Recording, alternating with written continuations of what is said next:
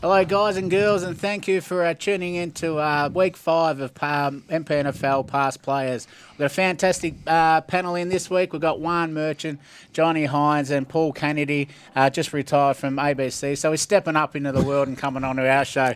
Blackie, great to have you back, mate. Has Carts organised that? He's resigned from the ABC. Our show's getting great publicity at the moment. Yeah. Is he coming here? I mean, Carts hasn't even given you a GameFace shirt. I know, mate. He did. It just doesn't fit me anymore. too many beers. I've got to be like Hines. Yeah, well, I hope PK's not coming here to take our job. No, it's great to have you back. Al Glamble was fantastic. Oh, yeah, Al would have been terrific last week. You're away with the great man. Stick fat with the bat. Yeah, exactly right. Yeah, we went to middle of New South Wales. Yep. We went to Burke. We went 1400, about 14 hours drive. Yep. So we went pig hunting there. Yep. It was a fantastic. Yeah, it was great for my kids. Really enjoyed it. Yep. It was just like something. Being back to the days down the old leggies and that, eh? 100% it was. Well, used to be, I used to be catching something else. You know? Exactly. Right. Nah, it's great to know. It's seen that you had the boys there, mate. That must have been really good. Yeah, they enjoyed it. And the good thing is, you sit around a campfire. There's no social media. Yep. And you talk to each other. Yeah, that's right. Yeah. So get to know your kids. You probably got to know them more in a week than you have in 3 and 4 years. Yeah, that's right. Yeah, and it was good. Well, let's get on, mate. We've got a fantastic panel this week, and we're going to get into. We've done a poll. I sort of put it up about 3 weeks ago. Who's the best backman that's played in the competition over the Mornington Peninsula? And the big Johnny Hines, welcome to the show, mate. Thanks very much for coming on. Thanks, Pity Blackers. Thanks for having us. Oh, it's terrific. You and just we must say, he's doing Dry July. So Dry July, that's fantastic. You've never done it in your life, have you, mate?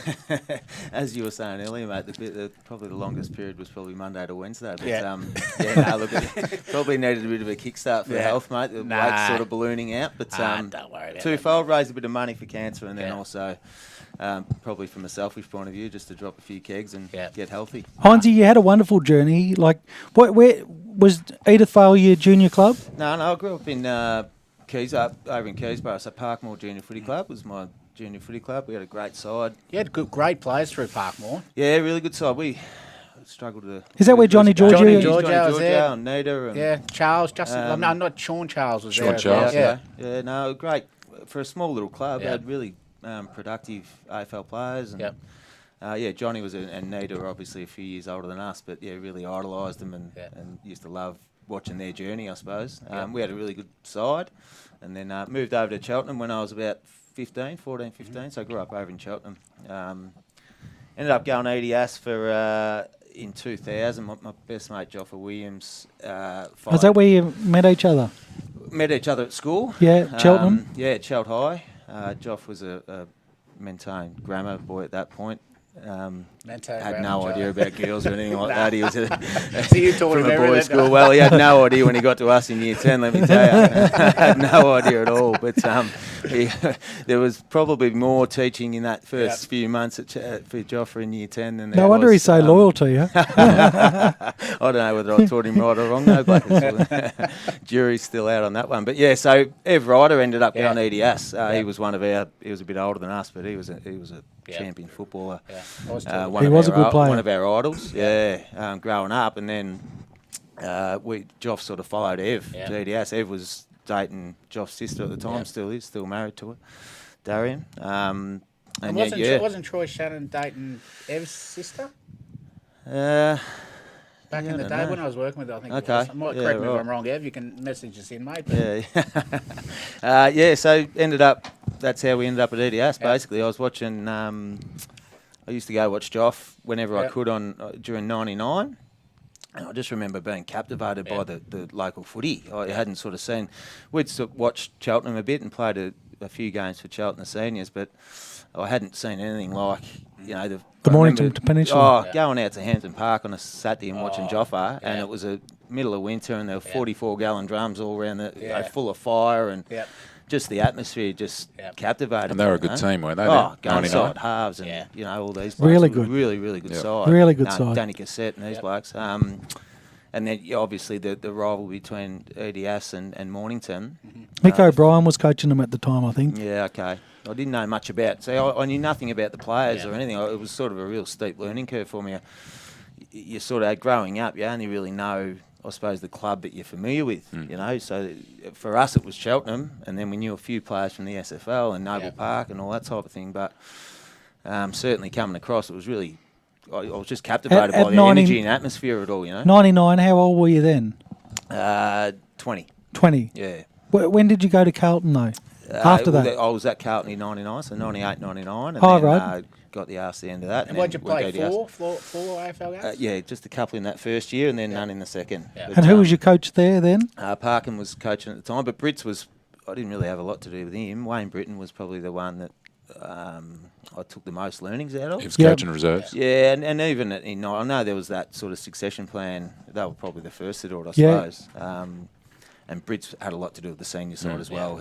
But he was coaching the two, so we got along really well, and I certainly learned a lot from him, more so than Parker. And you played 4 senior games? Yeah, lucky, very lucky for a bloke. It was, but Johnny, that's slow as a wet week and undersized. For 4 AFL games, that's right. Pretty good anyway. Yeah. Who'd you play? Lucky. What was the first one?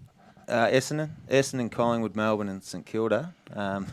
That's how many there were. So remember them just like that. Yeah. So Carlton, Essendon would have been at the G. They were all at the G. I was lucky, 70,000 on the first one. That was a bit daunting. But look, like I say, for someone that ran as slow as me and undersized in terms of height, but you read the position. I was lucky to get that really. You were very good at reading the ball though. Yeah, well, you had to be. Yeah, when you're slow, you had to be. Yeah. If you weren't using your mind, you were getting left behind for sure. You know? So take us through EDS, mate. Obviously, you cemented yourself as one of the best backmen, obviously, to go around in Peninsular football, mate. How'd you come about, and take us a little bit of an insight into the EDS days, mate, and how'd you kick yourself off there? Yeah, so I suppose growing up, I sort of played a little bit forward, but then later, sort of 17, 18, I was back, and then in the twos at Carlton, I was full back as well, and then that sort of stuck with me. So Al Glanville, when he sort of had a chat, it was always in mind for me to play on Simon. You are the son that Al Glanville never had, mate. I've had that many messages of Al Glanville in the last half an hour. He's giving me the kid's name, which I know all your kids' names as well. What day you had a shit last? Everything, mate. He's giving him everything. And what a great man Al is. Yeah, let me tell you. He's done everything for that club. So much for the club and for the competition, really. Yeah. Like, he's just been outstanding. Not only that, he's still able to keep up on a golf trip every January or February that we go on. And he still looks fit. Fit as a fiddle, and just got as sharp as a tack in terms of memory for local footy and personalities and stuff like that. And he's got beautifully ironed shirts. Looks after himself. He looks after himself like he does in the gym. Him and Teddy Turner, mate. Yeah. So did he get you out of Carlton? Joffa. So Joffa was playing there, and then I went. So I think so they didn't have to. Whole crutch of me going there was to play on the Goose, really. Right. Because that rivalry, 98, 99 was EDS and Mornington, and the Goose was kicking plenty, obviously, and did that his whole career. Going there, and I was just thinking about some of the key forwards. It wasn't just Goose; it was Danny Cassette and Macca and the Stubbs boys and Jacko Williams. And the list just went on and on. Timmy Allen and Laurie Knott, all these great players for every club. It was really some sort of era of footy, mate. Yeah. And that's the thing. They're like back in the end days, every week you had a power forward. And now you've got Jackson Calder and a couple others sort of going around in Divi 2. And maybe one Jacko might get close this year, kicking a ton. But apart from that, it doesn't Nobody happen will. often enough. Yeah. Were you lucky enough to play against the great man, Johnny? Obviously, you three are all Frankston VFL players as well. Played at Frankston, all three. It was a bit at our local country football mate. Played against Johnny. Yeah, definitely played against Johnny, and it was always a good contest. And he was hard as a cat's head. You were around the wings though, and he was around the ball. How did the Merchant boys? You were the hardest. It's always good to start for that. Look, certainly playing against EDS, you always knew you up for a tough contest, and especially back then in the late 90s and early 2000s, you had your Morningtons, and I was fortunate enough to be at YC at the time, and there was some really good rivalries. Pines was always, you were up against it. You knew when you went out there, they were going to punch a shit out of you. But, that's right. After the game, you have a beer with the boys. 100%. That's what we've been talking about. And obviously too, Coach there, but PK, obviously with Johnny, as Blackie was saying before, half-backs and centre half-backs and that be able to read the ball so well, like Bevan Malloy, and I'll keep on repeating Brendan Long, they get it behind the ball. And Yeah.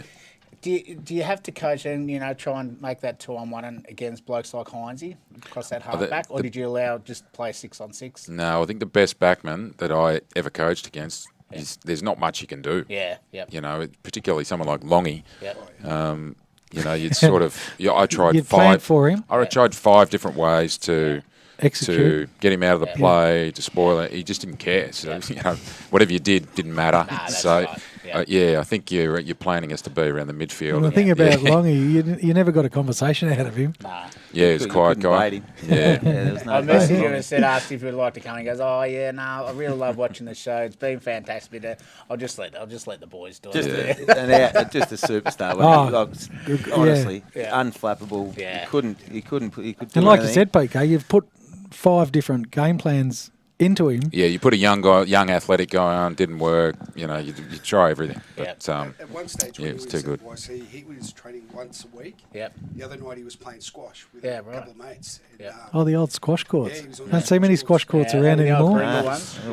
Bill Toes, so they just dominate for half back. But his best, his best. What did he say? His best form of defence is attack. Yeah. And he would just, the ball was there.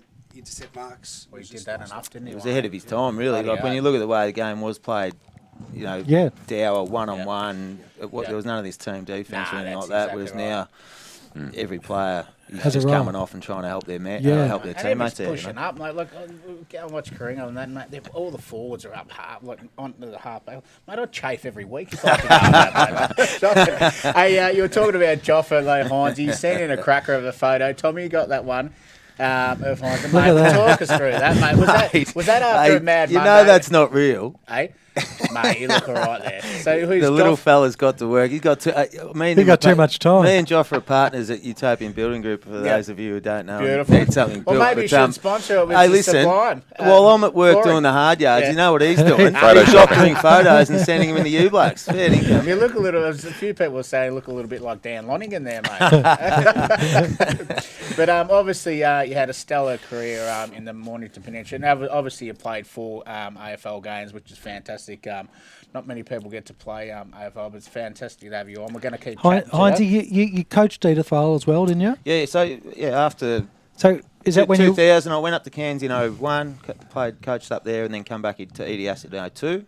And then went to Frankston for 4 years. Yeah. Captain Frankston. Yeah. And then went back to EDS and coached in 7, 8 and 9. You were the best out of the 2, were you? Unfortunately, against these blokes that just happened to pick me errors wrong.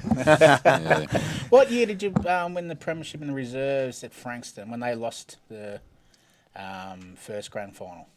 96 was it? Yeah, 96. My son was born. Oh, that's right. Yeah, Josh was born that year. Did you play in that year? No, I'd played the year before, but PK was...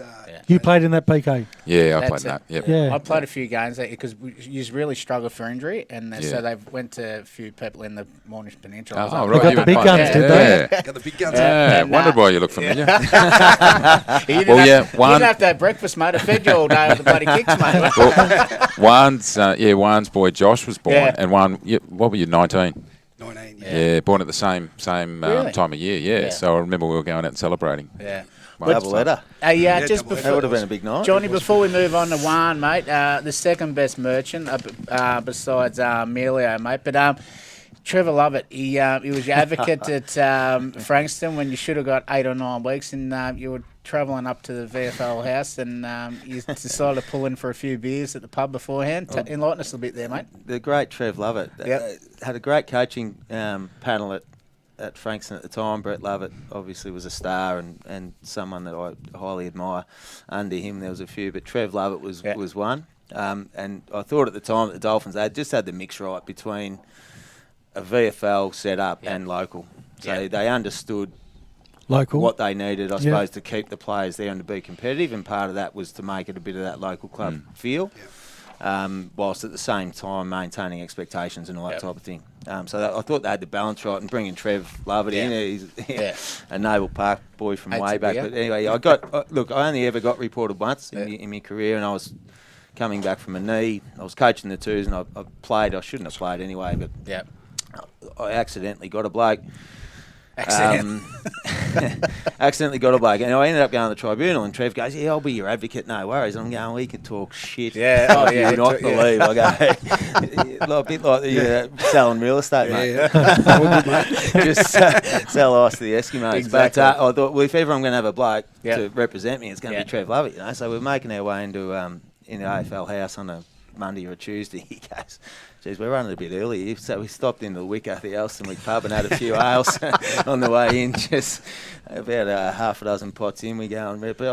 I think he got you off? week. So it was probably not a bad result. That's a great result. I might have deserved one or two. He reckons you should have got 5 or 6. Might have deserved 1 or 2 more. So that's great, mate. That's great. Well, we're going to get back to you when we go through a few of the top performers. But thanks very much, mate, for giving us an insight into your career, mate. But we'll talk a little bit later. Our next guest, I've known Wani since I was about 11. Used to play against his brother. But welcome, Juan. Thank you very much for coming in, mate. Terrific, mate. Thanks, mate. Blackie, obviously going through these photos. Mate, we've got those photos up of Wani there. Mate, take us through that. You got the Toby Garber's behind you, mate, which is your brother's best, mate. We is that on a finals day? That was actually my last game. It was a prelim against Mount Eliza where we lost after the siren. Yep. Chelsea was waiting for us in the grand final. But, that game there, it was a good contest. Yep. Actually, funny story, leading into the final series, I was playing forward. We're playing EDS, and EDS wasn't in the final series. And PK came up. I'm not sure if you remember this, but you came up and you said, "Word on the street, Paddy Paw's going to clean up Kraska first opening bounce." And I'm thinking, what's that got to do with me? He goes, "Mate, I need you to just get in between them." So I'm thinking that's great. All right, Kraska was just sort of becoming a star. Yeah. Kicked 9 against Chelsea. That was 06. 06. So Kraz was really dominating. You know, you had some really good forwards there, and so anyway, I'm standing. I'm going, "Paddy Paul, where is he?" And then I look to my eye. I'm play half forward, and I see on the right hand side, Paddy's just made a beeline straight for Kraz, and I jumped in front of Paddy, and Paddy's, his momentum. And Kraz cracks his shits at me. He goes, "Mate, what the fuck are you doing? You get it, and it was on. It was WrestleMania for a good couple of minutes, and I reckon I was gassed. And I remember the great Kevy Goodall comes out. He was a runner back then, and he goes, "Wani," it was about halfway through the first quarter, "Wani, you got to come off." And I'm thinking, "Oh, mate, if you're coming off back then, you weren't going back on." No rotations. And I'm thinking to myself, we got finals. This isn't looking good. Yeah. So anyway, Sean Pigeon, remember? Yeah, Pitch. Pitch. He was ragdolling a few of the young guys down in our backline. Bomber Thompson and Dino went on him. General was coaching at the time. And General keeps looking at the bench, goes, "Mate, who are we going to play on these guys?" And I thought, well, I'm not going to go back on the ground. I said, "General, can you just get me out on the ground, mate? I'll play on him." He goes, "All right, no worries. So there you go." First contest, he's thrown me away. Duke's out, and luckily he's hit the post. But I rallied the younger guys. I said, "Guys, every time we get it, the only way I'm going to beat this guy is you've got to give me the ball. I'm just going to run it out of D50." And fortunately, by the third quarter, he's cracked. Pitch he whacked me one. He got sent off. He couldn't be stuff chasing. Yeah, he couldn't be stuff chasing me anymore. And PK, we got in the finals, and I sort of said to PK, "I don't mind playing forward, but if you've got a role for me in the back line," and I think I took Zanin Daff, I think. Zanin Daff. He was a good Terrific player. Yeah, really. And then Garbers. And Garbo, look, he's a champion player. And fella. What a ripping dude. Ripper bloke. Yeah, Absolute I heard you guys talking about him last week. Yeah, that's right. Yeah, I didn't know he was so good when he was young. Yeah. And then he was his back. Yeah, he was his back. He was similar side. I was shown under 15. Yeah.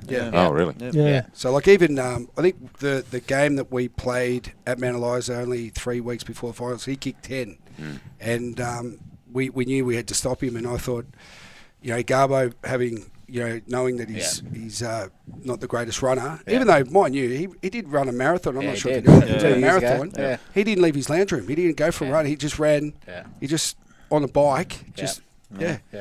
he's incredible. So his backline career lasted 2 games. 2 games. That was it, mate. And so we lost after the side. You were a Seaford junior. Yeah, Seaford junior. Yeah. Played all my juniors there. It was great. And then went to the Dolphins, did you? Or? Yeah, went to the Dolphins when I was 19. Went across, and Rocky Lloyd, who's now back at the GM, he went off to Carlton that following year, but got us down there. And he said, "Look, you're a good chance of getting a game, mate. You're a young fella." And all of a sudden, Dandenong folded, and you had guys like Heath Mead and Shrucky and Sleeber and Deepinell, Checker Taylor, Lee Taylor, all these boys come down. But it was just a great time to be down there. I know we had some great times.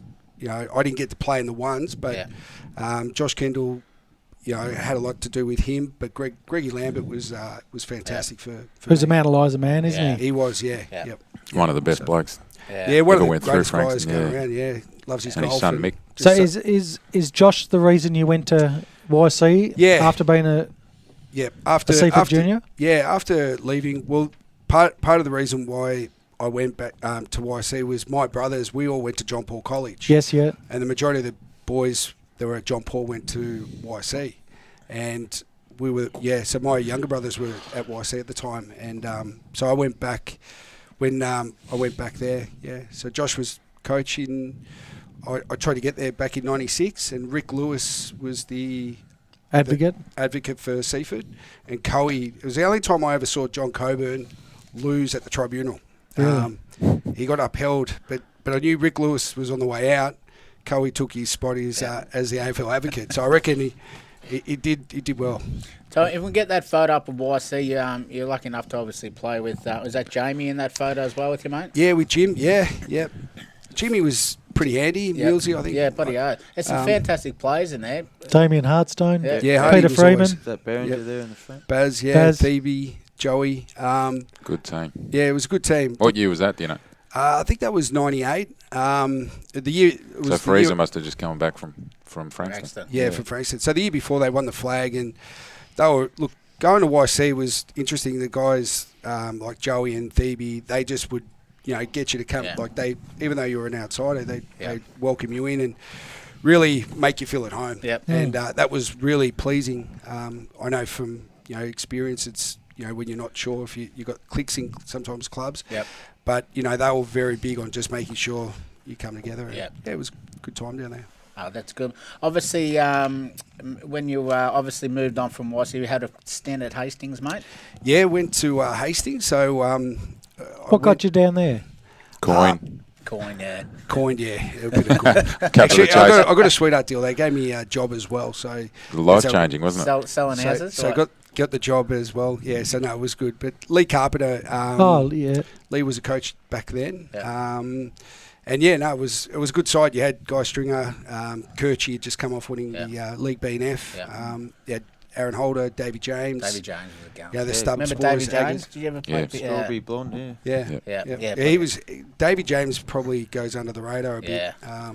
He would just, if you let out, you knew it was going to be. And the Stubbs boys were. Yeah, the Stubbs boys. Yeah. Was Richard there? Was he? Richard and Regan. I think. Oh, sorry, Dennis. Regan and Dennis. was Hines. Regan was Hines. Because you would have had the.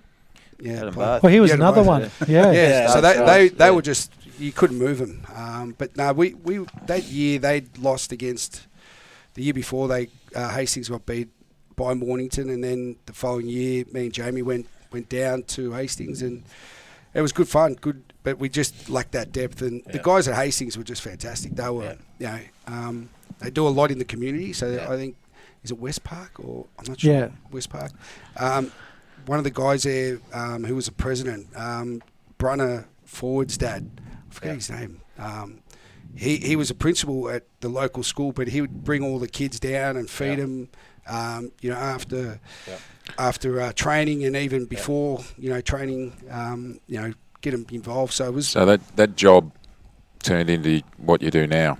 As the mayor of Frankston. As the mayor of Frankston. No, mate, no, not at all. That was the start, though, your real estate career. Oh, yeah, it was. Yeah. It was the start, So that's how footy changes exactly people's right. lives. Yeah. You're not wrong there. So, Marnie, obviously, you're a nuggety midfielder, obviously. Who are a couple of good players that you fleet-footed played midfielder? I played him at full forward a fair bit. I played him at full forward in a grand final against the best local team I've ever played against. Yeah. So he was good full forward.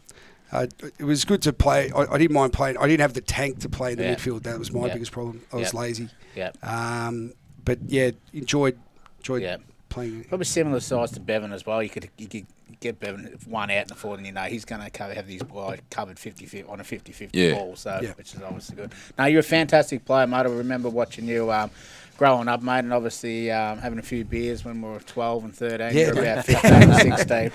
But it's great to have you on, mate. We're just going to move into the great man, Paul Kennedy. Paul Kennedy, you're the legend around Seaford, mate. Just come off the back. Hang around long enough and your hair gets grey enough. So you just come off. You retired from 13 years on the TV. Yeah, mate. I got to correct the record there. I haven't retired from the ABC. Yeah, you haven't. No, just that program. Oh, just the program. It did look like I was leaving the ABC. Yeah, I know. They were just trying to handball you out, mate. Yeah. What do you reckon? No, it's just off that show. Yeah. So you're gonna still stay around on telly on the sports. I'll bob up doing stories for different programs. Mate. Yeah. But you do more journalism now, will you? Yeah, so a lot more writing. Writing? Yeah. Sports writing. Yeah, it's based on sports. And so I'll just chase different stories. And PK, like you talk about writing, you've just written a new book, haven't you? Yes. All about Frankston or Funky Town? Yeah, so it's called Funky Town. We got the cover. You're right there, Tommy boy. I've been working on it for a few years. Yep. And it sort of goes to a lot of the themes that we've been talking about. Is it about your upbringing? It's just about 1 year, 1993. Which was an awful year in Frankston, if anyone remembers. But that was my last year of high school. Was that when the murder? Yeah. Yep. So that was then. That was So it's not about that, but that's the backdrop to the book and that year that I remember probably more than any other year. And you wrote another book, and that was on the Mornington players. Yeah, the Mornington 1892, the ship that went over. Yeah. So a lot of younger viewers wouldn't realise that, obviously. So at the end of Main Street Mornington, sorry, Piddy. What is your demographic here when you say younger? Oh, well, both it is a fast players. It is a fast players. I'm tipping they're not that young. Probably guys from 30, 35 back down probably wouldn't realise what happened back then. No. So sorry to interrupt, but at the end of Main Street Mornington, there's a plaque there, isn't there? It's a big obelisk or a monument. It was from 1893, a year after they all died. Looks like a war monument, but it's not. And the Goose, I know you had Goose on there a couple of weeks ago. He loves taking the players down there and telling them the story and that. So it's it's Can you sad. just quickly... the team from Mornington then, which is in its 4th or 5th season, so footy had just started on the peninsula, and they had a match against Morty Alec. They sailed in their boat for a one-off on Queen's birthday weekend, and it was all okay. They played the game, and on the way home they had an accident, and it got rough. All 15 of them went down. Yeah, you know how rough, I guess, Port Phillip Bay can get blackers. It's that better than anyone. You've got a bird's eye view from your Taj Mahal. That's just my holiday house. Where are you? Can you see Pelican Point from your place? He owns Pelican Point. Well, there's some ghosts out there in Pelican Point. So it was a sad story, but good to write about. Actually, the book. Generated a lot of interest with people love local history, and that was me researching the start of footy in our area, so in the 1880s, which is really interesting for me. Any chance of a movie, maybe? I don't know. Maybe one day. And PK, a little bit more money. Juan's looking for a role. Well, you could play the old church minister. The old church minister. We'll get you a longer beard and you'll be right. Happy to do that. With an Irish accent. And your new book will come out in September? September 28th, so it comes out grand final week. There's lots of footy in there. That's I guess that's the thing I was going to mention, is all different themes about boys becoming men. And the paths they take, isn't that what it's about? About your path and how you were going down the rocky road, and a teacher believed in you. Is that? Yeah. So the teacher part of it was basically the year that I started to do a lot of reading and writing and believed in myself, in that part of myself, and led me to journalism. But I was trying to make the AFL. I would have loved to have played 4 games or 1 game in the AFL, but that was the year I was playing in the Stingrays. And it didn't really happen, but that's sort of not really the point of it all. It's just what we do when we're that age as sort of boys wondering what's going on, and in the Frankston culture that we have as well. So it's all about that, and lots of footy. PK, it is a difficult time for young boys growing up, isn't it? Yeah, I think it's really tricky. And even if you come from a really stable and you're lucky enough to have a good, stable family life, you're sort of delivered into this next culture of this footy club culture, and it's sink or swim. So I think it can be tricky, but there were some great fun times along the way though. Played for some good footballers that year. The great. Did you ever play against Shane Smith? He was ahead of a couple of years older than you. Did you play with him at Stingrays? He was our star player in the Stingrays in '93. He's a blonde Played at Sydney. I reckon he played 4 games for Sydney under Ron Barassi. Could really play. He ended up at Chelsea. Chelsea, that's right. Chelsea late in his career. He kicked 100 at Springvale. I think he kicked 100 at Sandy. He was the best teenage footballer in the country. He was a Frankston Bombers junior. Was he really? Yeah, he was a Frankston Bombers junior. Frankston Rovers. Frankston Bombers. He played in the 91 premierships, under 18 premiership side. As a 16-year-old, But not in the seniors, but in the under 18s, Well, we played a final at the MCG, and we were winning by about 15 points with a few minutes to go. And Geelong Falcons kicked 4 goals, and we lost the game. Smithy kicked 12. In a losing final, and he got picked up, picked 66, because they had the whole thing about is he just a boy dominating a man's competition, which I can't get around that that philosophy. He was a freak. Playing? No, Lepich was the year before. Okay. So they started that competition in '92. And it was a sort of modified. Then they brought in all the country teams the next year, but Lepich was so good he just got picked up out of that year '92. Yeah, fantastic. So obviously you've done everything at Seaford Football Club, mate. Player, coach, pretty much run the club, and now you're back there. Just take us through the journey of PK at Seaford Footy Club, mate. So Seaford was my junior club. Started there in the under-9s and played all my juniors there. In the under-17s, as it was then, that was where I started to improve and become a bit better. I won the league medal in the '92. Yep. Was that the Ken Lyons medal? That was the Kenny Lyons medal. Did you win that? Yeah, I did. Yeah. Well, I think we've got a photo of you running around the old days. They used to get you to run around on grand final day. Have you got that there, Tommy? Yeah.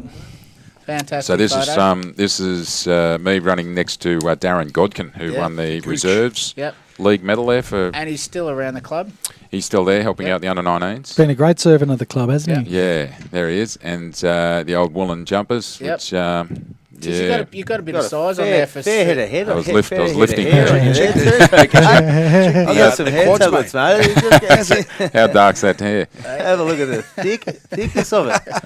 Hey, that's something Joffa Williams would love. Some of that.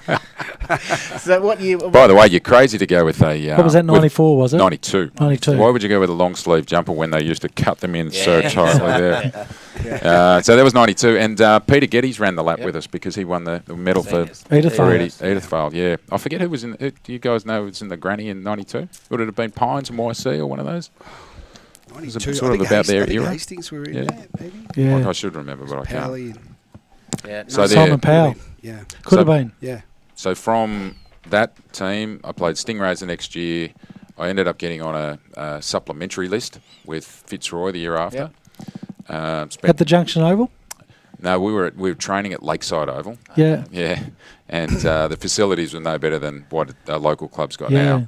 And we were playing our home games at the Western Oval. That's how badly done Fitzroy was. Can I just talk one thing about Fitzroy? I was listening to a show the other day, and I think it was Paul Roos or one of them talk. No, it was Ross Lyon. Anyway, they had to go to Sydney, and Fitzroy had no money, so they had to get balloted out. Yeah. So they had to ballot it out. Stay with family. Yeah, other families. Yes. And then they'd all come together match day. That's how little money they had. And they were broke. Just back to you though, Hinesy. You played 4 games of AFL, mate. You would have raked it in for those 4. You remember your match payments? I think would have been 1,000. Base, 1,500 I think was. Oh, yeah. But it was the base was only about 25, 27 grand. Yeah. No wonder you set up a good business. And you get paid monthly as a 19-year-old. That's not ideal. Either. Let me tell you, on the bones of your ass for the last week and a half. But you would have had drink cards, though. Yeah, dry. Yeah. Well, yeah, that's what. Yeah. But then you had to get home. Yeah. You set up Johnny Elliott at the press. That might have been before. If only knew me name. So back to you, PK. Oh yeah, so Fitzroy for a year. Then that would have been a great experience, mate, wouldn't it? Yeah, it was. I spent most of it injured. I got nice and fit. I did a pre-season with Hawthorn for a few months, and then they actually, believe it or not, they had a supplementary draft in February, I think it was.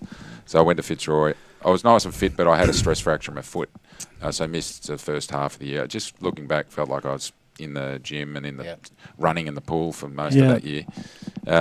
Anyway, then I went to Frankston, played under Josh Kendall for a year. Really enjoyed that, and played with Frankston till 99. I think it was 99, and then got a job. I was working as a local reporter for the newspapers. I got a job at Channel 10 on the Sunshine Coast. So I went up and played in the Quaffle for a couple of years. And that was right. What's the footy like up there? Really good. Yeah? Yeah, it was good. Who'd you play for up there? I played a year when I was living on the Sunshine Coast. I played for Morningside in Brisbane, which wasn't ideal. I had to drive down. But then I moved back to Brizzy itself and played at Mount Gravatt and absolutely loved that. That was, I don't know if you guys remember Danny Craven, who played at St Kilda, Chipper Craven. Yeah. Sydney. He was small bloke. Yeah, he was a rover. He was a little bit like Bowser in that same group with Bowser through the 80s, and would have fed Lockett a few. He's one of the best coaches I've ever had, and I was only there for a short time, but he basically sort of sowed the seed of coaching with me. I just loved that time at Mount Gravatt. He used to rock up to the games, and remember walking into one game wearing my thongs with my it's 25 degrees, bag over the shoulder, singlet, and just the grounds are all perfect. It wasn't as strong as the VFL, so I could get a few more kicks. So that's probably why I liked it as well. And when you came back from Queensland, is that when you started? I came back from Queensland at the start of 2002. When did you start at Frankston? So I missed. 2003. Yeah, I missed Johnny. So I played 2002 at Frankston because I did get nice and fit, and I wanted to see how I went for a year. And that was when Macy was coach. And there were about 6 games to go. There was no reserves, so they sacked the reserves. So if you missed out in a game, you went and played at your local. And Robbie finished up as coach early. In that year? Yeah, with 6 games to go. And Phil Partington, the runner, took over. Had an altercation. He's Mr. Victorian football now, isn't he? He is. Anyway, Pardo, I knew Pardo didn't rate me all the way along anyway. And he was just a runner anyway, sometimes you get that feeling. It didn't matter, right? It didn't matter that the runner didn't like me. And thought I was average, but it did when they made him the senior coach for the last 6 games. Anyway, it was the best thing that ever happened because I went back and played at Seaford and played the last 6 games of the year at Tigerlands, and all my brother and all his friends were still there. It was my home anyway, and so I just stayed, and they needed a coach for the next year, so I just eventually got talked into coaching. And that started an interesting time for Seaford. Obviously, there was a 3-peat. Was there 3 coaches over that 3-peat? Yeah, I coached in 07. And then Chrissy Fortnam coached in 08, and then Anthony Agius coached in 09. It was a bit of work to get into that point, though, PK. Wasn't it? Like I remember being at Frankston, and Ant Agius had just come across to play with you guys, and me and the great Bobby Mills, who was one of the all-time great team managers at EDS, got the EDS footy jumper tattooed on his chest and guts at one point after one of the flags. So that's how committed he was. We used to go a lot of home games on a Saturday and watch. So I kept a keen eye, but it was a 5 or 6 year plan that went into those 3 premierships, wasn't it? Yeah. When you look back, you sort of think it was a plan, but it was we just were trying to improve bit by bit. We were playing when I started coaching, playing against the likes of Narry Warren and Beaconsfield, Pakenham. They were good teams. Yeah. So we were learning a lot, and they had some great players too. Yeah, we were playing against star players. We played a grand final with a really young team. When Chrissy Irving was 16, we had some other teenagers. We had a really young team, and we played Beaconsfield in a grand final out at Berwick.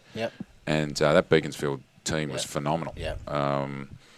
So I had Hayden. You played. Wani played that day at full forward. Yeah. They were a good team, and they topped up mid-season too. I heard you mention Dean Bennell a couple of weeks ago. Geez. Yeah. Dean Bennell they brought in mid-season, but they were a good team anyway. Chris Kelf was the ruck. Hayden Robbins, full Kelf forward. Robbie Taylor. Yeah. Robbie Taylor in the middle, he was a star. Buff Evans. Buff Evans. Well, you played at Stingrays and Buffer, didn't you? Because I was a Dragon, but because he went to. Did he go to Carlton at the same time as you, Buff? Buff was a star. Yeah. Yeah. Great fella. Yeah. Really good. Well, he's coaching Robbie Berwick. Taylor. What a player Robbie Taylor. Yeah, he was a star, wasn't he? Wow. Yeah.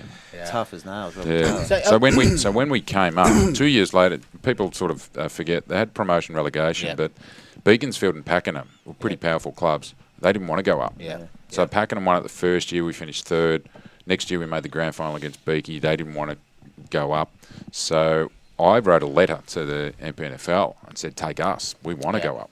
So in 2005 we came up. And without winning a flag? Without winning a flag, yeah. So we were runners up, and everyone was saying we were going to get smashed, and but I sort of knew that we were in decent shape, and we're okay. I think that year we were 7-4 maybe after 11, and then won one game. So we got really tired in the end of 2005.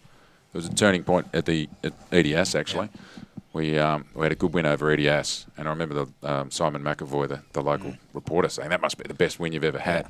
And I said, well, it's up there, but we'd beaten Narry and we'd beaten Beaconsfield during the year and home and away. So we were well prepared. And then next year we got in Wani's last game, we lost the prelim after the siren, which once again was probably the best thing that happened. Yeah. Because then we went out and we were lucky enough to recruit Chris Fortnum. And we lost that year in 2005. So when we went up into that division, we lost Ant back to EDS. Anna went back because I think Lee. You didn't want to play against EDS. So all of a sudden, I wish he had kept that mentality. He ended up going back to you blokes and winning through. He went back the year after. Yeah, it was tough going because he left the gaping hole because he'd kicked 100 goals the year before. Oh, he was a great forward. He was a great and he's a great bloke. You want to get him on the show. Yeah, well, funny you say that because he's just got to work out the date. Yeah, because he lives in Frankston. Yeah, coaching girls, representative footy. Yeah. But we had some good players, and you had a lot of good brothers as well, didn't you? Yeah, we did. We had good brothers. The Kemballs, Scott and Dean. Irvings. Yeah, Chris was a 16-year-old. And then as he came up, Jared, his hulk of a brother, just played fullback. Was terrific. And we had Cal and Andrew Date. And Bad boys. Paddy and Benny. Two other star players. Who's that's bloody right. Who's the best player you've seen played, Stephen? There's Jason Marsh. Yeah. Super was great. Jason Marsh over a career.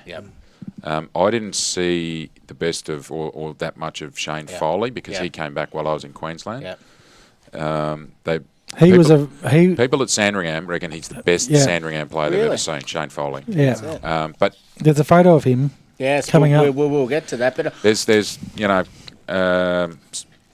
Cadd, Krasker, Chris Fortnum, the McCormicks, but Chris Fortnum for me, Fortnum and Irving was the best in sort of my time playing. Yeah, well, Johnny coached against them. Yeah, Fortnum and Irving. Are two of the best you'd see in competition. And Forts are still going around. Yeah, and I'd imagine he'd still be blind turning the hell out of everyone. And Irving and Chris is still. He was magic. Yeah, I've seen Chrissy play twice this year. Yeah, that's right. Once at EDS and once at Bonnie. Chris in those days, though. Still getting a kick. Just his burst. And freakish, wasn't he? And Johnny was a very good footballer at VFL level. Wasn't he? In that era under Brett Lovett. Very good player. Yeah. And then he went from, we're talking about Chrissy Fortnum or Chrissy? Chris Fortnum. I was going to move on to Irving. So he went to, was it Sandringham after? Yeah. So Chrissy's journey was pretty interesting because he blitzed it for the MPNFL team, for the Sharks, and then went to play Vic Country. And then from there, Collingwood got him in and put him through months and months of, and really, that's when he became much stronger. I'm not sure he needed to do many weights because his strength was his speed and his running capacity. Of course. But I mean, then he went to Sandringham and he's a star player. The big, huge calves, didn't he? Yeah, and the commentators always go, there's the size of his calves. And looked forward to big games. Yeah. So in finals and grand finals, he was, most of us sort of get those nerves and think, how's it going to go? He's like, wow, no, this is where I need to be. But he had Fortnum. Yeah. And when Fortnum turned up and showed everyone how real footballers train. Yeah, that's right. Our training went up. Yeah. And Irving just looked at him and went, I want to be like Fortnum. Yeah, because Ford's never did anything less than 100%. Yeah, that's right. He's just everything. The way he trained and prepared. He was an amazing trainer, wasn't he? Like it was never just jog a lap. No. Going flat out trying to keep up with his job. Yeah. And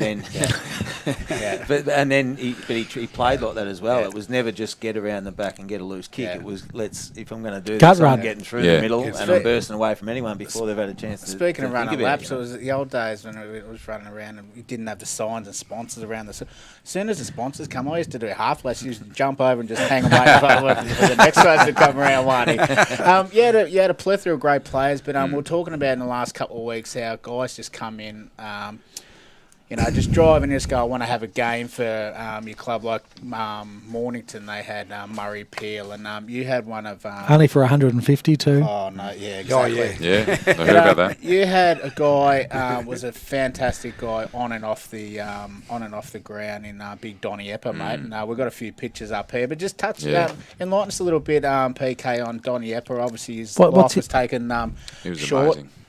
Yeah, Donny was amazing. He came into training on a pre-season and trained for a couple of times, and then he missed one, and I sort of noticed that he wasn't there.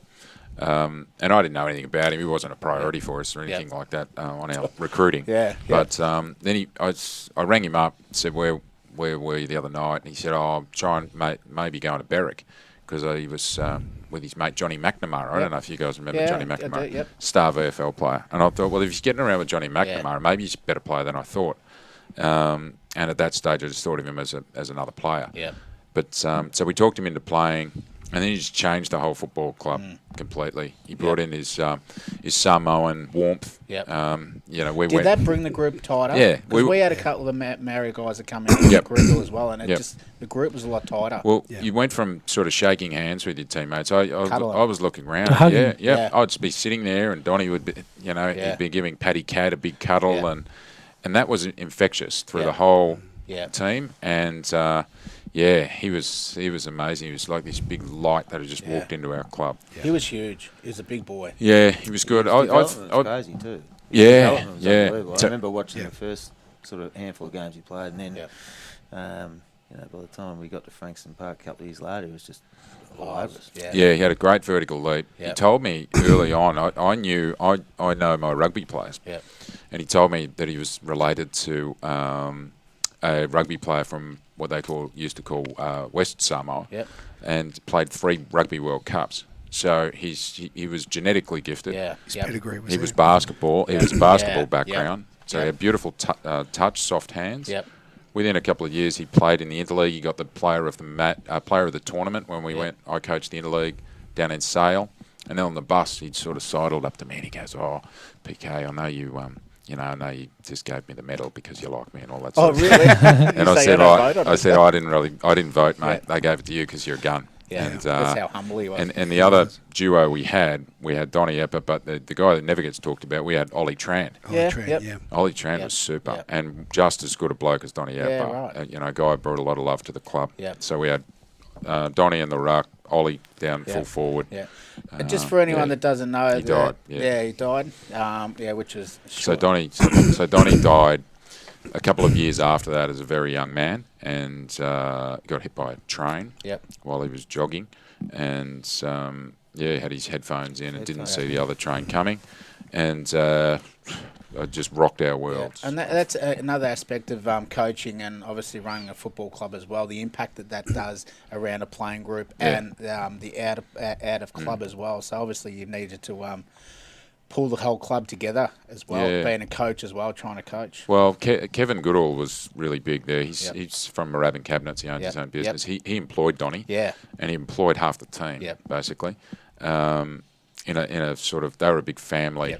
attached to the footy club, really. And Kev was the chairman of selectors. Yep. So full credit to Kev there. He rang me up. I was at the airport about to fly to Queensland.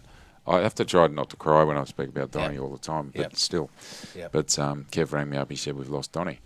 And, yeah, I just couldn't believe it. We had 2 funerals for him and his Mormon faith. You know, we learned a lot about his family, didn't we?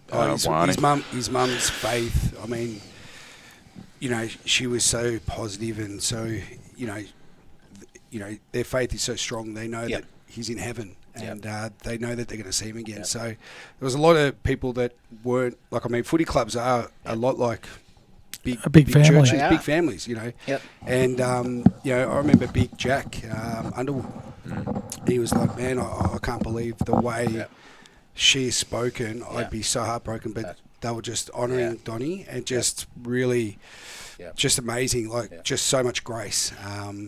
And his little boy was born around that same time. Little Quade, he's 11 now. Jeez. So it's probably about Johnny's size. Yeah, he's 6'2", 6'3", or something like that. And shout out to his mum Nat, who's done an amazing job. Yeah, we loved Donnie. And in a pure football sense, he was about 25. He could have been one of the best ruckmen the MPNFL has seen. If he rucked for another 10 years, he would have spent one of those years kicking 100 goals because he was a beautiful straight kick. Moved around a lot like Eamesy, Ash Eames from YCW too, didn't he? He did. Athletic sort of ruckman. Yeah, he was. I mean, Eamesy is probably none better than Ash Eames. But you guys got another pretty good ruckman in Daniel Clark. Yeah, well, Normie and Ash Eames were probably the two best unbelievable. Ruckmen. Yeah. And to have them both at Frankston at the time, Hinesy, was amazing, wasn't it? Yeah, and I think spending that time under Norm as well, with Norm. Yeah, because he was pretty raw, wasn't he, Ash? Very raw. Yeah, very green.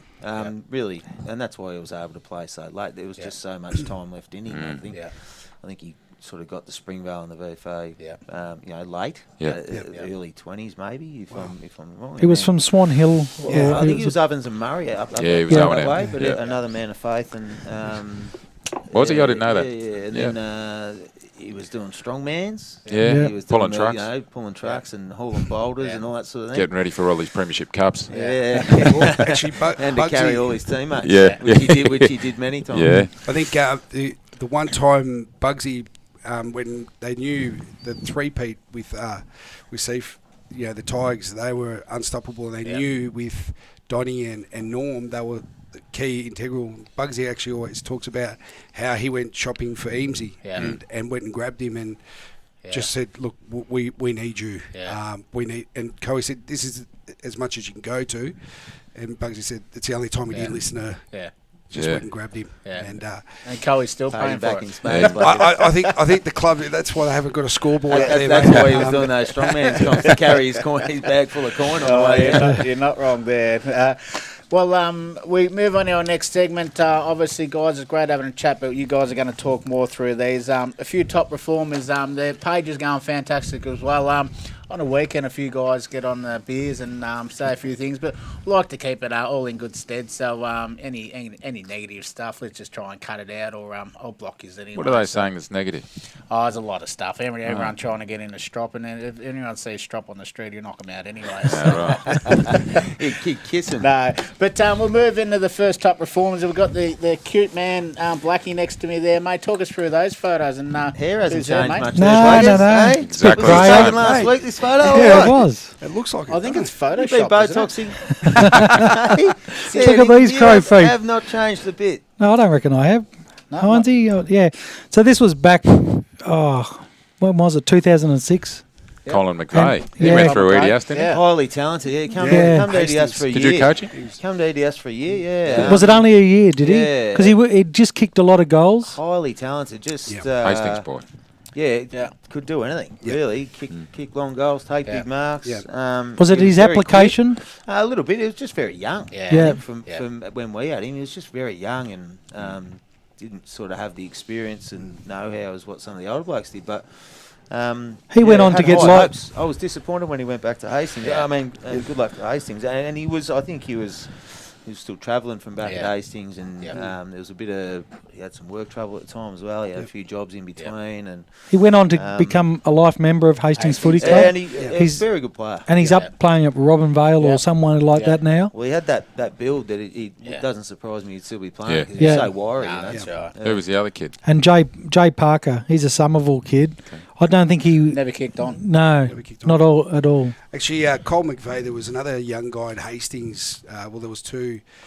When you were coming, Graham Masterson. He was a very young guy. Yeah. I think did you coach him in 2009? Yeah, with the Bombers. He was very good. Yeah, and very skillful. Just could find the goals. And young Jason Kessel was a Kessel. Well, Kessel became a real good player for him. Yeah, he was. And Grant. Grant went on to kick 50-odd goals in our premiership year or something like that as a small forward. So he had ability. I remember I had some confidence about him, that boy. I played a couple of years down at Ryder, and it was a great couple of years when I thought I was done. What a great club that is, and great people, Kicker and Bealey and Sutton. We had Bealey on the first show, and he was grousy. Yeah, right. Very good man. Great people down that way, they really are. But I ended up playing a couple of games against Masters, and geez, did he have some tongue about it? Yeah, highly rated himself. And his spell, he was unreal. His brother played a lot of twos footy too. Scotty. Scotty. You remember those kids with swagger, don't you? Yeah. We used to have at Seaford a kid who turned up for half a year as a 17-year-old. Who went on to become Marcus Morigliani? One of my and he was apprentices. Yes, that's right. But he got us in single-handedly got us into the final. So coming off some sort of illness, he was Sandy Dragon. And a knee, I think. He rocked up to Frankston one night. With his shirt off. Second year, third year. He had cornrows in his bloody hair. I'm going, what's going on here? He goes, hey, mate. He comes up to me. I'm just getting me. Hey, mate, you want to come have a kick? He's going, full of bravado. And he's got all his little babies down there. You know.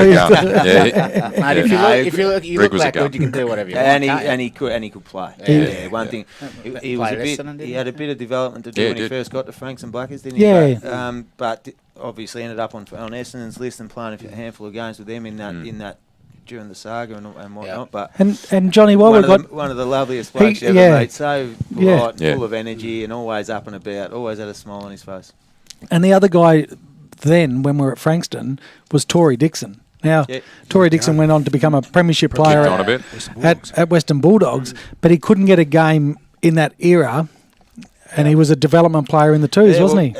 And another one that just came on, but Ferguson was one. Ryan Ferguson. He was playing twos at Frankston. Boyd was playing twos at Frankston. Yeah, he was too. And on an MPNFL level, I did my knee at the end of my first year at Frankston, and that missed the following year with a Rico.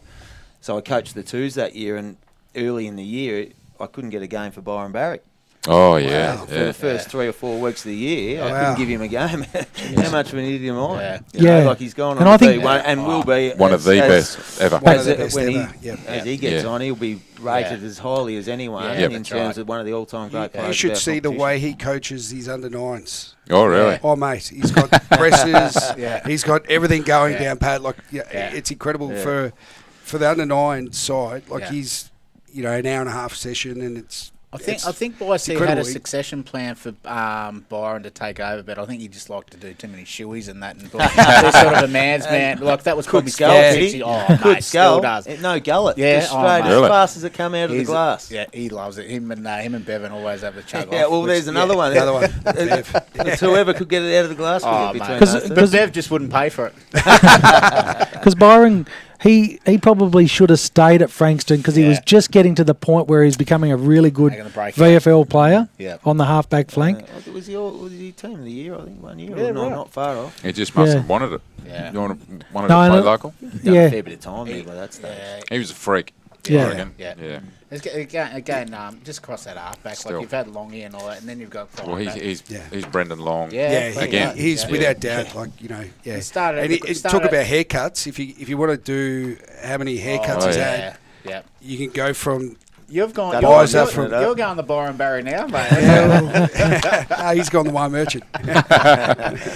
It's not the Tony Blackford 10 minutes, but we've moved into next top performers. We're going into inner leagues, PK.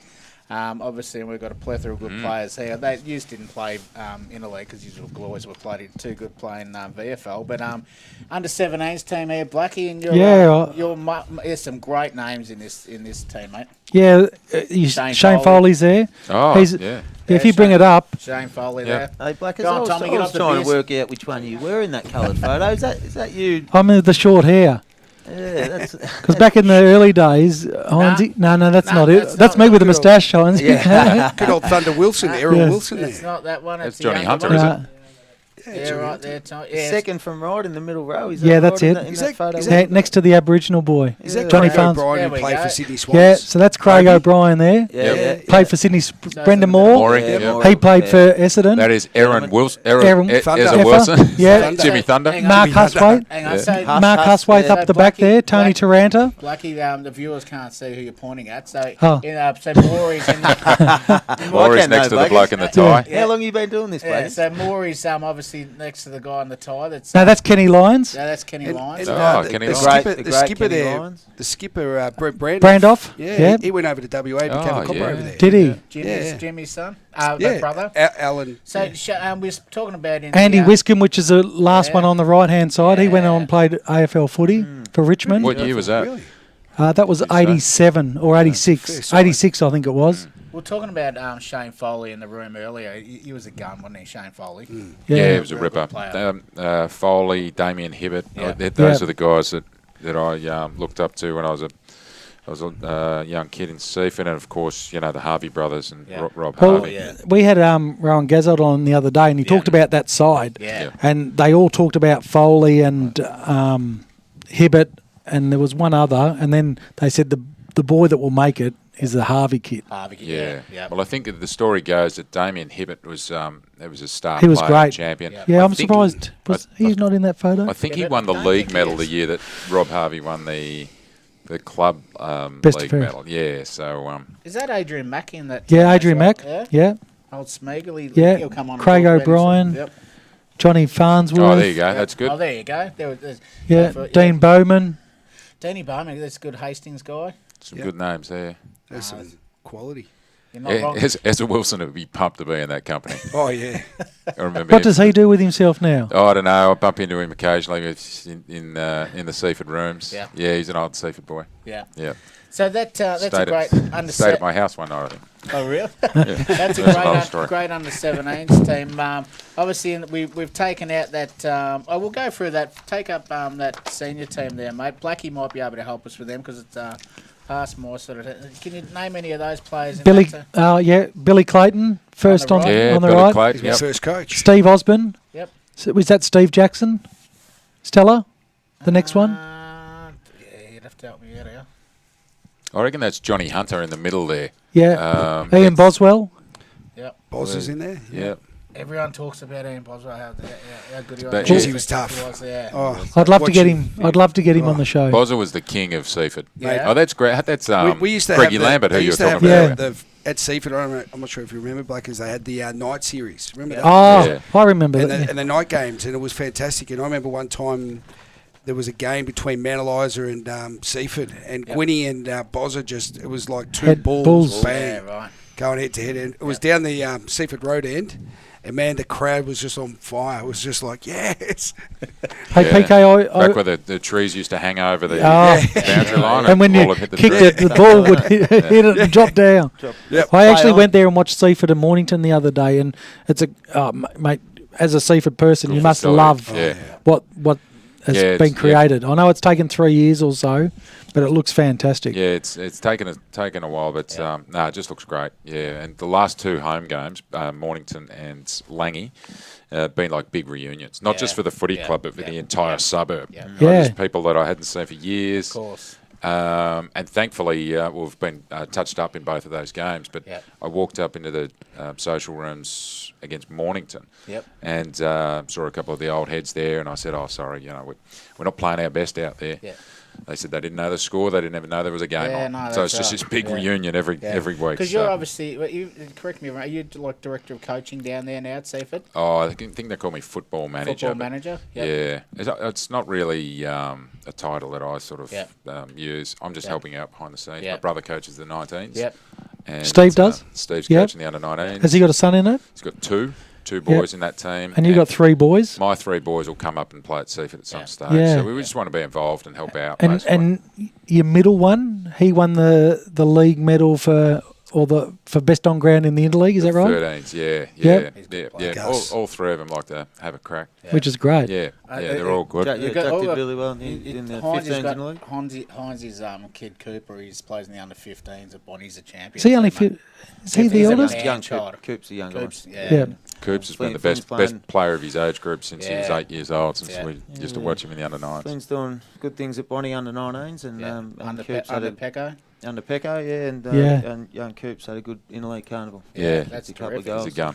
So we're going to move into another. This is probably one of the best interleague teams, in my opinion, that I can sort of remember. Take us through. You were coach of this team, PK. I was coach. I think it might be 2010. Yep. And there's Kev Goodall in the red that we've mentioned earlier. Steve Capp was the assistant. Now, special mention to the other coach down the back there, Michael Holland, Jock Holland. For those who don't know that region, he's a Pakenham legend. And one of the best blokes I've ever come across in footy. And from that, you can gather that our selection policy was to try and get as many players from the Dolphins team. Hines's, when Hinesy was the captain there, he'd recognise most of those guys because we had to play at Frankston Park against Ovens and Murray and have a look at all the star players. I think, was that year Adam Hunter Australia team? Did he make the Australian team? Probably not that year. No. I think Berry might have played or got all Australian that year. Wasn't he gone? Oh, yeah. Justin Berry's one of the best. Well, he's up there with the top couple of players that I've ever lucky enough to coach, if you can call it coaching. Absolutely electrifying. Yeah, just basically sit back and watch him go. There's Byron Barry with his terrible moustache. And we spoke about before, the man up the top right in Ash Ames. Big Ames. Look, there's Ricky Johnson, one of the best kicks of a footy, I think, in the MPNFL. And Macca on the left. And Shane McDonald, who will, bit like Barry when he retires, you probably look back and think he's one of the best. Yeah, that's exactly right. For the last 50 years. I don't think there's any doubt about that. Yeah. So stars, and there's we had some youngsters there. Like that's Anthony Barry down the front there. Who didn't get plaudits, but I don't think I ever saw him lose a one-on-one contest. And he's coaching, helping out in the twos down at Western Bulldogs. Yeah. Is he? Yeah. So he's got a great. In the VFL? Yeah, he's been there for quite a few years now. I reckon it's probably 10 years. Mate, I saw him down the footy the other day. I reckon he could pull the boots on, no problem. He's fit as a fiddle. Absolute fit as a fiddle. Yeah. Kept himself like a racehorse. Yeah, he's like a racehorse. Yeah. So you coached the interleague that 1 year, or you coached a couple of years? 4 years. 4 years you did. Okay. Coached it. And Johnny, I'm flicking through this, and great side. The 02 interleague team for mine. Yeah, Johnny played in the 02, didn't he? Who was in that one, Johnny? Unbelievable. I haven't got a photo of that. The forward line was Simon Goosey, Damien Clark, Danny Cassette, Macca. Actually, I think we had that photo up first. Yeah, there is. Was Digger Watts in that? No, Digger Watts wasn't. Laurie Knight? No, not Laurie Knight. Goose, Morrow. Aren't we? The Goose, Morrow. We're going well, you and me. We can't. Young blokes, Berkey. Berkey was in there. Bez was in there. Kershaw. Backline, Longy, Moody. Yeah, how good. You guys won, didn't you? You won the whole thing. They won. Back then it was a 3-game series. You played 3 in a row. And the final was out at Pakenham against you played fullback, centre halfback? I ended up missing the final. I got injured. I ended up spending a couple of weeks in hospital with an infected knee. But missed the final. Ash Roberts. Doing well if you got Damien Clark in a forward pocket. Well, seriously, he was good, wasn't he, Annie? Annie, like God, his hands were massive. Very first time, and I'd seen Clarkie play, on the TV in the VFL and whatnot at Frankston. But he got to Eddie when I was away in 2002, and everyone was telling me how good he was and this and that. The first game we played, I think, was down at Rosebud. It was hailing, coming in sideways, like it was horrendous down there. and I've got the ball in the back line, shit myself as normal, just slapped it on the boot, and it was just like an ugly banana thing out of the back line, and it was just spinning like a helicopter, and the big fella's just come out on the wing and just gone, clunk. thank you, and I've just gone, and it didn't even spin in the end or nothing. With straight arms out in front of his face. Just like that. And you when you coached, had a couple of years obviously coaching the interleague as well, Hinesy. Yeah, a few years ago, a great experience. I sort of got involved with when Troy Shannon was coaching, and sort of went and did a runner for him, we went and won a game when he was coaching against Ovens and Murray. Massive underdog, limping to the line, had great investment, I suppose, from the players, and it was one of the all-time great wins. I think we got over long by 10 points. I don't think anyone gave us a chance. The bus trip on the way home was even better. Johnny, you would have been up the front though, wouldn't you? Me and Hoppy were sort of ringleading. As a coach, though, I'm sure you just sat in the front seat just behind the driver and let all the players do their thing. Took things easy on the way. Or you're in the back row. I think he would have led the ship, old Johnny. Johnny would have said, my work's done now. I've done the training, I've coached you. We've won, boys. I'm getting on the piss. Yeah, well, we enjoyed it. But in all seriousness, the interleague was about that for me. 100%. As much about having a beer and get to know your teammates as it was about the actual game itself. They're the friendships you bond in that around at football. Peak, I was saying about football clubs are a family and that. Like the guys, like this past players thing's been stupendous for everyone. That's what it's about, you know. At the time, there's no animosity, but the grudges and stuff you have playing. Straight after the game, you're in there having a beer, and that's what this page or this group's all about, you know. And interleague for me, that was when you really formed those relationships. 100%. And I loved it. I loved the whole concept behind it. Yeah, because you've been many a time. Yeah, and the bus trips, and I wasn't a non-drinker, but they used to get into Kenny night. Imagine if you were on the grog, mate. No, it didn't matter. I was enjoying myself. Bernie's sitting at home going, no way known he's ever getting on the grog. This was before Bernie's times. This is when I was in good form.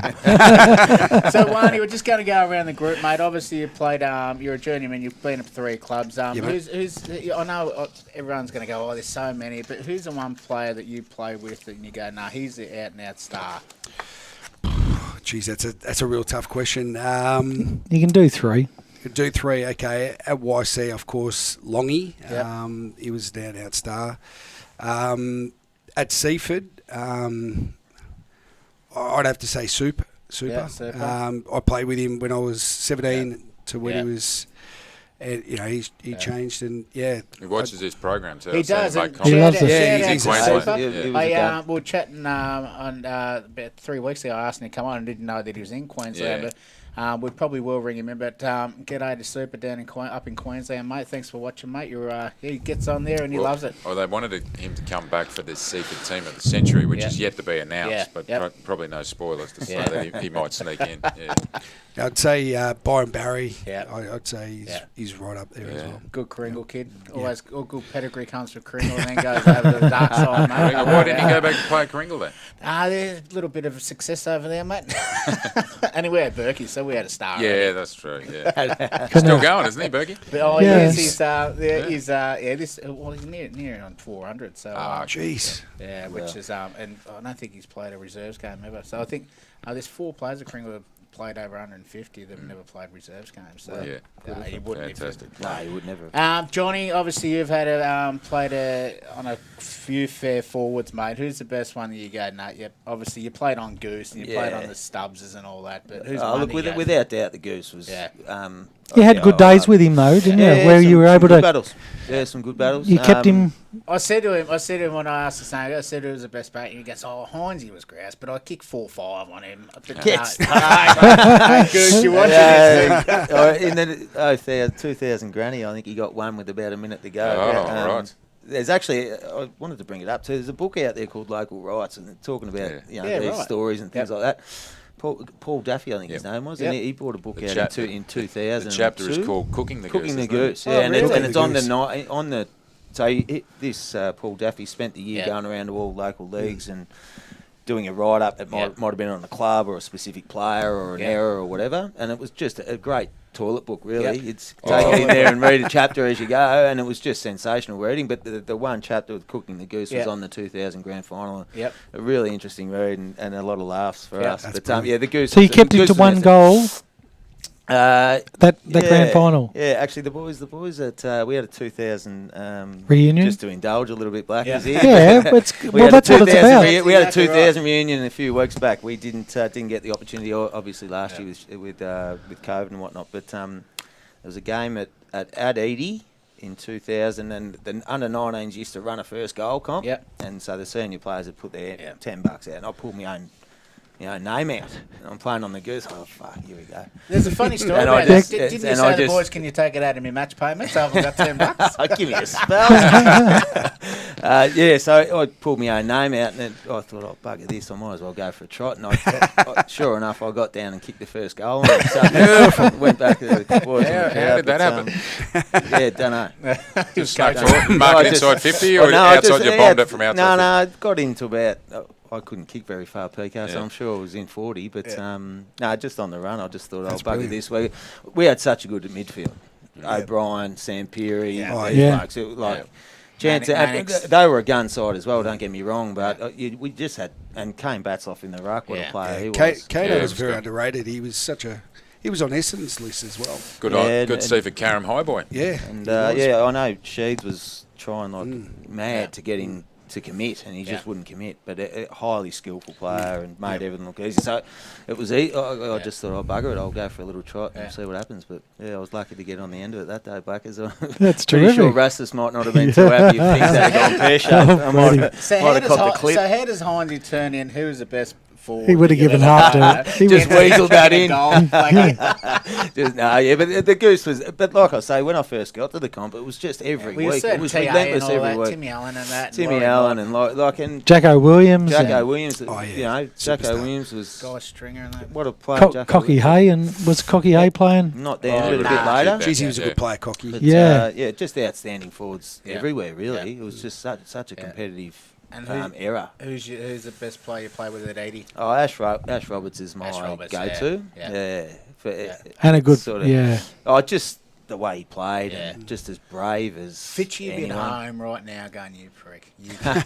But look, Claude Sampieri, Kane Batsloff, Peter O'Brien. Peter O'Brien. Was he was a absolute gun. star. Big physical fella. Troy Shannon was a star. And played with Aegis and these blokes as well. Ryder later on, Timmy Mannix, and still going. Just retired, but Timmy Mannix was a very, very good player. He's won seven BNFs or something. It's amazing a couple of leagues. How a fella like Timmy couldn't get a regular game at Frankston. In the twos. Suited to our footy. Preparation probably wasn't key for Blue, but the way he played and was dangerous.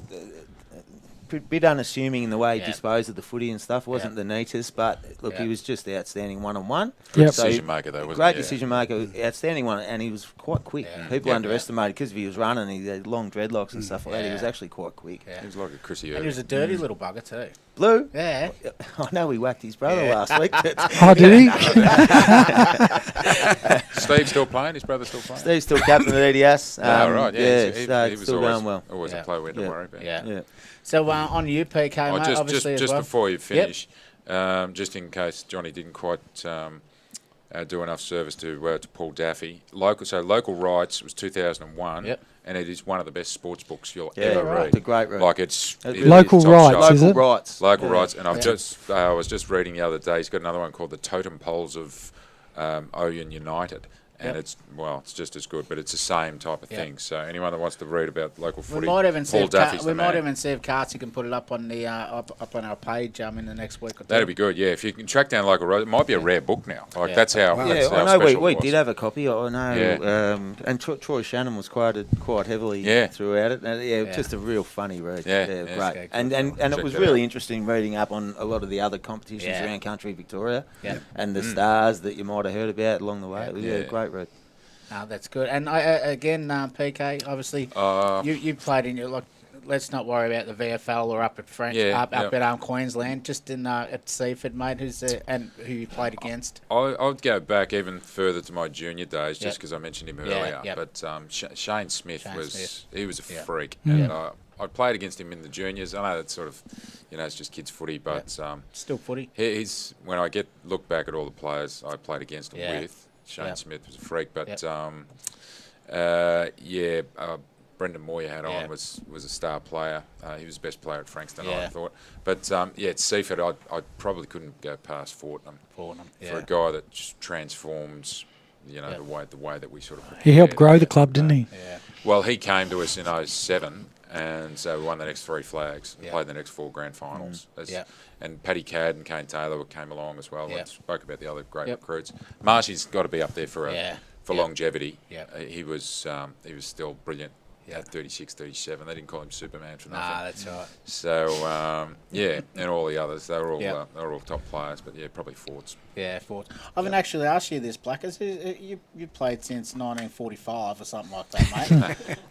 Who's some of the good players you played against, and who used to knock you about a bit? But look, Brendan Moore was really good. Yeah. And because as a kid growing up, and like what PK said, I just played all my junior football against Brendan. Yeah. So we played in a lot of interleagues together. Yep. And for him to go on and play AFL football, that was terrific for us. Yep. Brian O'Carroll was a great... I didn't play with him. I coached him. Yep. He was just so balanced either side. Yep. Did you guys ever see Brian O'Carroll play? He come down. Him at his best, but I did see him when I was playing at Roll. And I reckon he was in that interleague team too. Oh, really? Yeah. Yeah. He's a gun golfer as well. Oh, is he? Look, he's just a talented sports person. You go down to Frankston Bombers and all that, just go like, keep on harping on Karinga's got Michael Burke and that, but Terps, mate, they think he's absolutely a champion. Yeah, he was. He was so gifted. He went down to Frankston, tried at the Dolphins, but broke his leg in round 3. Badly. And then he went back to Frankston. And he was a very quiet kid too. Yeah. And who was the one player that scared you most, mate, playing against? Early days, like I started in 86, so there was Karen was still in the competition, and like, I used to cop a lot of beltings. Yeah, there was a fella called Smith who played at Carrum, and then there was obviously the Possums, and there was the Carl Gwynns. Yeah. There was the Boswells, Boswoods, so there was a lot of people. So you don't look 45-ish, 50-ish now. All those boys are older, older, Botox, I'm telling you. It is. Look at me little crow feet, though. It's deliberately leaving the bit out, I reckon. Should be more sun damage, shouldn't it? Yeah, I should. Yeah, but okay, what have you got there, Tommy boy? Oh, local rights. There you go. Local rights. I'll snap it up if you can get it for $34. Go for it. Yeah, for sure. That's why. That's great, That's why Cartsy's got you on the big bucks, Tommy, over there, sitting there. That's fantastic. But we've had a great show. Obviously, we've got 3 fantastic sponsors in a Q-Slime, which is a 3-in-1 adhesive for your flooring, as well as Sublime Flooring Group in Cam Holzer. We're going to get Cam and Graham French on in the next few weeks. Great business and a great product. We use them a fair bit. Yeah, you do? Yeah, great people, Cam and Jill. Yep, no, they're fantastic. And, Cam's been up in Queensland trying to launch their business up in Queensland. It's been doing great things. Got a great business. Yeah, and he's just become on, as well as Graham French at Decking Out Melbourne, they've become on the major sponsor of the juniors and seniors. So, Petty, if you want anything written or get something written, wrote about, talk to PK. If you want a house built, talk to Hines. If you want to sell your house, talk to one. So we've got everything covered. We've got, so if you've got your indoor, you need your flooring done obviously well, and now everyone's got a bit of COVID cash. You need to walk out to your Bagol and you need a little bit of composite decking done. Get on to Graham French at Decking Out Melbourne. It's fantastic. Obviously, we're going to make our catch up. Looking at probably the Friday night of the prelim. We'll have a chat to you and Alan Carty as well at down at Coringal, probably the prelim of the AFL Grand Final down at Frank's Coringal on the Friday night, put on by Graham French and. How many people are going to be there? Oh, let's try and get a couple hundred. It's all the past players. So I might come along and sell my books. Yep. Good time to sell them. Exactly right. But, full price. Don't bring them out till after 10. Just let us know when everyone's. Hines, he just wants. Obviously, it's not going to be in July, mate. It's the first time since we were 12 that you haven't had a beer. So mate, and let me tell you, it's killing me watching you. And Wano's over there just hanging. He's been waiting for a stubby over there. I've been quite good. I've only had a couple, so we're good. Good that you just called Juan Emilio. So he hasn't talked enough he about does it quite often. His star brother Emilio. But mate, you're a great family, that Merchant family. But you were a great player. But Emilsy could have been another, mate. Yeah, Kate grabbed him by the old short and curlies. He could have been handling. Yeah, look, he was a bit stiff, Mills. He went up to Sydney and he was getting lifts with Craig O'Brien and Plugger Lockett and Stewie Maxfield back then, and Dad basically said, look, you can't have your girlfriend coming to stay here. You got to focus on the footy because the old man was a little bit intense. Yeah. As PK said it beautifully. Look, he decided stuff it. I'm out of here. And the guy who took his spot up on the rookie list was he had the rookie list, Paul LeCuria. Yeah, right. So he jumped in and when it became Collingwood's. Millsy was good for Seaford when he came back, so it was amazing for us. Yeah. And I mean, he probably won about 8. Best and fairest in the juniors as well. Oh, he did. His name's all over the boards. He was in my year 11. He used to run away from him because he was a man-child like Hines as well. Used to worry me, man. But thank you very much. That's episode 5 done and dusted. Next week we got the great man in Guy Stringer coming on, the Kringle and Frankston VFL champion Bevan Malloy, and I'm actually going to try. We've had a pull out for next week, but I'll try and get Chrissy Fortnum on, and that'd be a good panel. That'd be great. So what do you Wonderful. reckon, Blackie? Wonderful. That'd be good. But thanks very much. Thanks for listeners. And get your messages on. Get your Don't forget about the books. And PK's book. PK is going to be starting to plug it as well. Buy the book, so we'll buy the book. Thank you very much. Tune in next Monday night, 6:30. Thanks to GameFace and Cartsy. Hope you're well. He's not here tonight, but thanks very much. And thanks, boys. Thanks for coming on. Blackie, thank you. No worries. Cheers. Take it easy.